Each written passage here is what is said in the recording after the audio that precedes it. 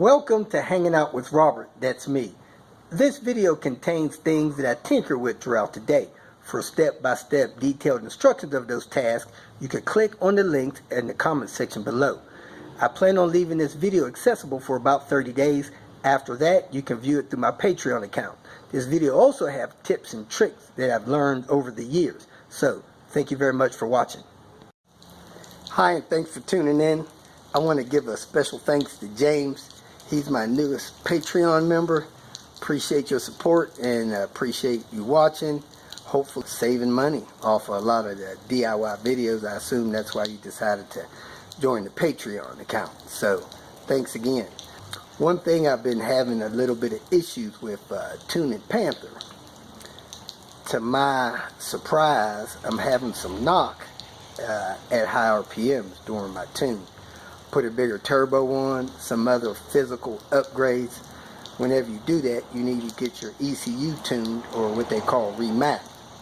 In doing so, we're trying to tweak it. I'm getting a custom tune through VAS, and I was having some issues with knock around 4,500 RPM.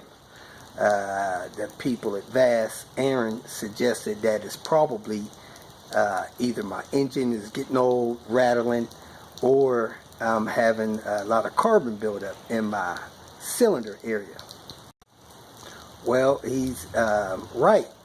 When I did the cylinder head on that car a year and a half ago, I do remember there being some carbon buildup on there. I looked at it as being normal.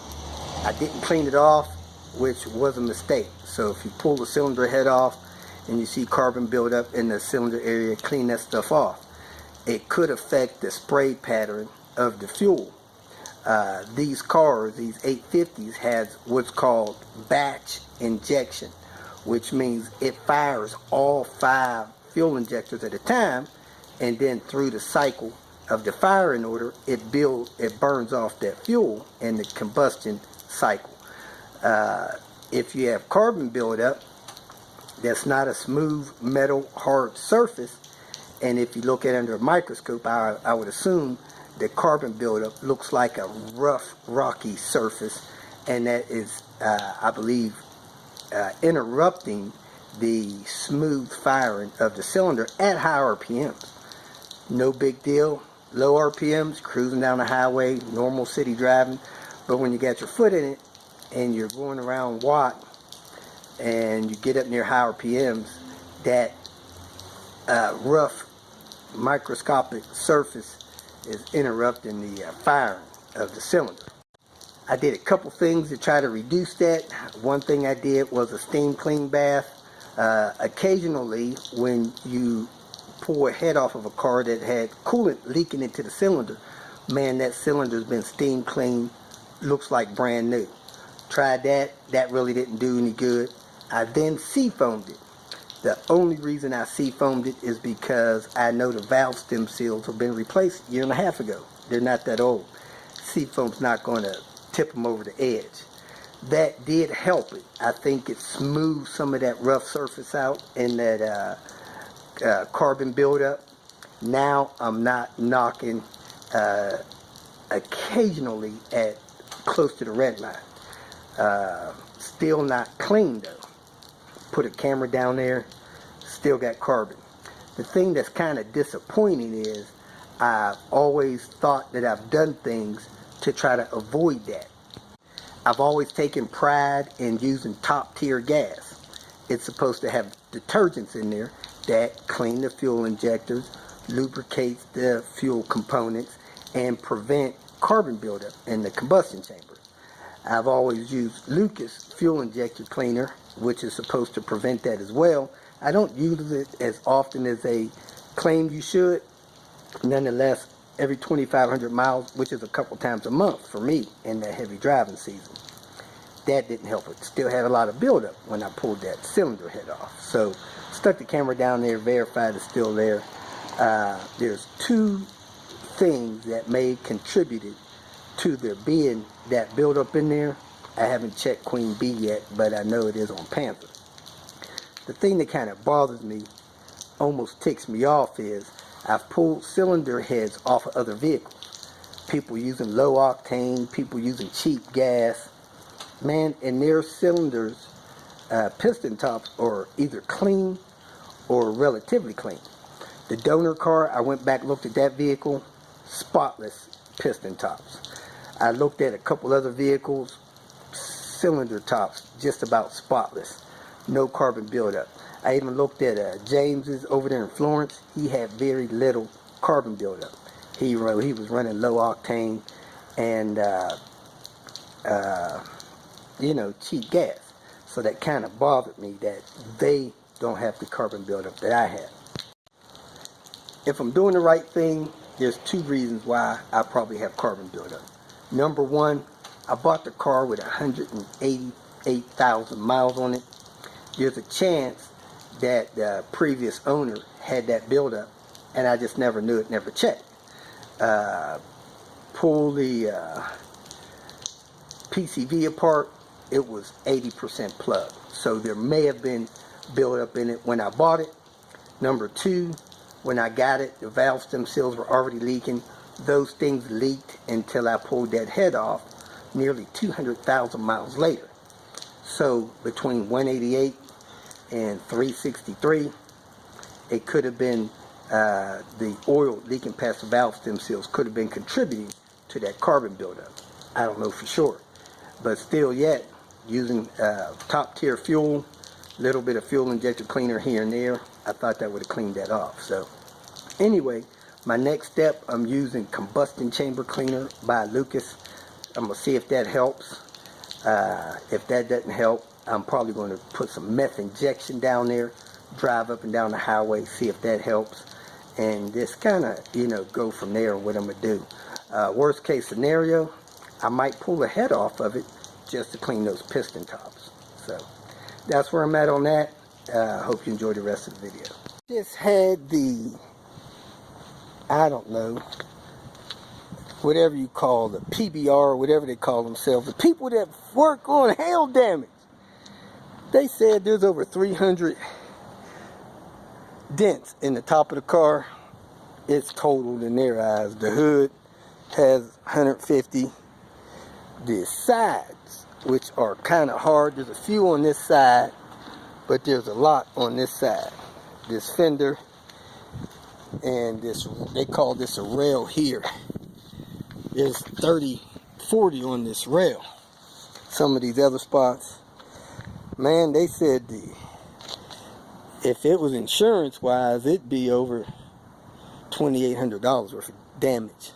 Then they said the paint isn't in good enough shape to properly pull these dents out, so it would probably have a couple misses, so it would damage the paint and the car would likely need to be painted. So I'm praying and hoping that they can work alongside of some body shop and get this thing where we can get it totally restored. My guess is it's probably going to run about $3,500. And man, this car in brand new condition, inside and out, may be worth 6 or 7. So there's no profit in here, but there may be a lot of fun. I think I've decided to put a manual transmission, still trying to decide if it's going to be a 5-speed or a 6-speed.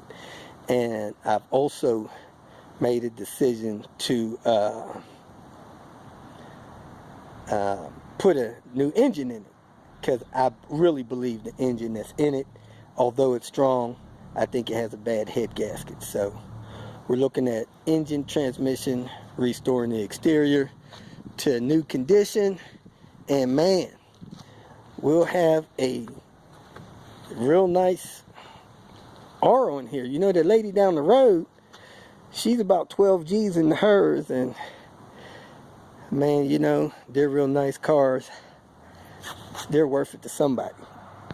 Here at Pull and Pay, somebody's got a monster S60 here. This might be my buddy's. Dang. T5M.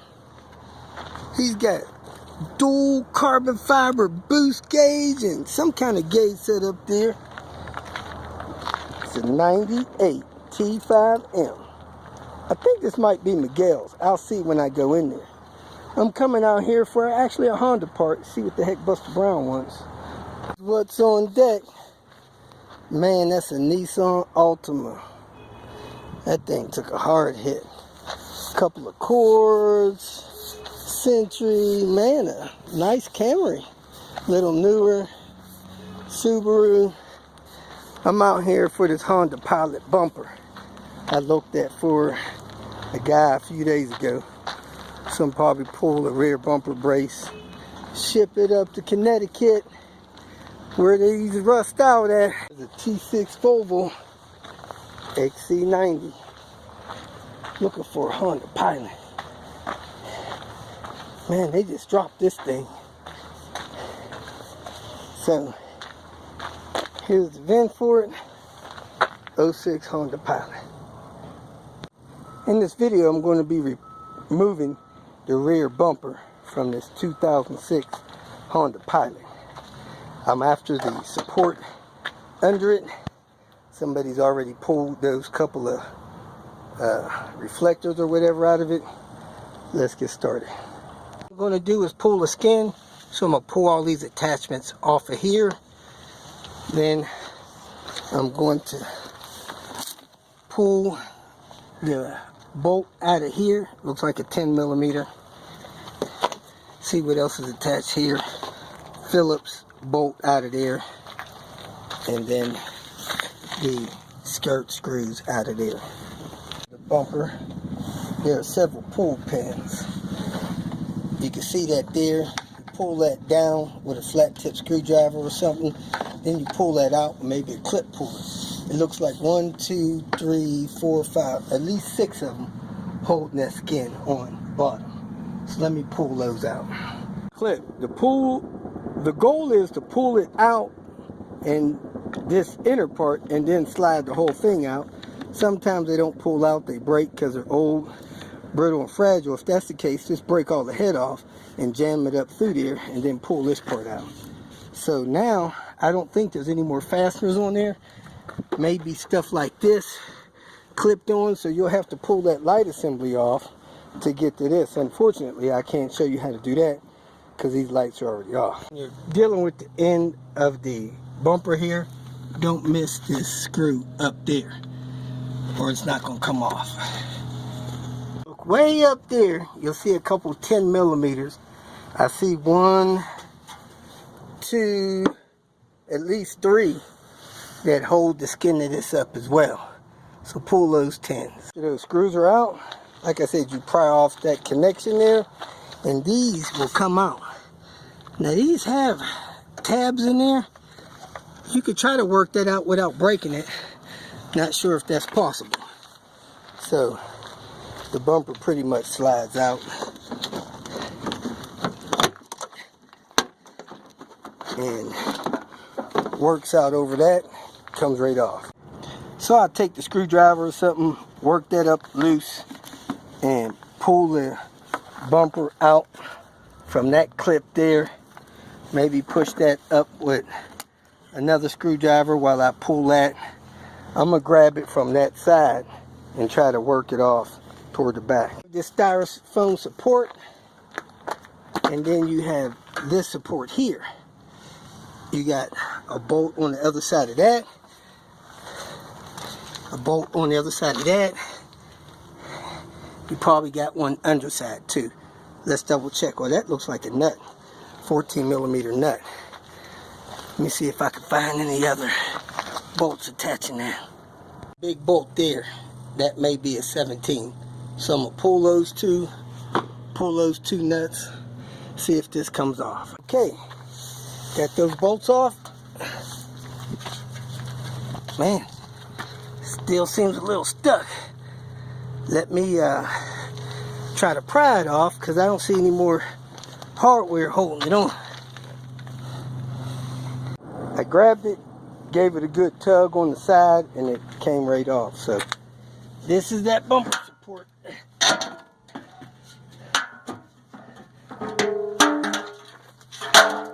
A little bit of a heavy piece. So here's this bumper support I just pulled off of this 06 Honda Pilot. That's the VIN number there. It's got 4 main bolts holding it. A bolt there, a nut there. That's the other side. So that foam was on top of it, sitting on top of it like this.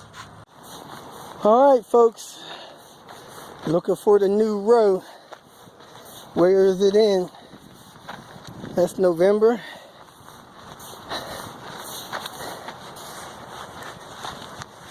Should be something with December. This is December 12th, I think. Still November. Ah, there it is. End of the road. See what's out here. Yep. This is the end. You guys are not getting a lot of this footage because I usually do this Facebook Live on my Robert DIY Facebook page. So a lot of those videos are there unless the video crashed while it was recording. Anyway, here's, man, a lot of Hondas, a lot of Subaru, a lot of Nissan. Don't see no Volvo action. But it is what it is. Man, look like a 7 Series Beamer up here. Dreamboat. Is this a 7 Series Beamer?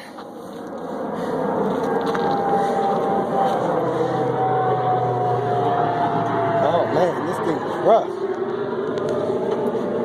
2002 7 Series. Alright, I'm going to sign off. Get out of here. Got a couple more things to do today. Well, tonight, open up this package. I don't know what it is. Let's check it out real quick. Some kind of OBD2 extension. If you feel that this information was useful, please like it and share it with your social media friends. You can subscribe to my channel so that you will get notifications of future videos that I post. You can follow me on Twitter, and if you need to contact me directly, please visit my website. And if you have any questions, leave them below, and someone or myself will reply to them. Again, thank you very much for watching.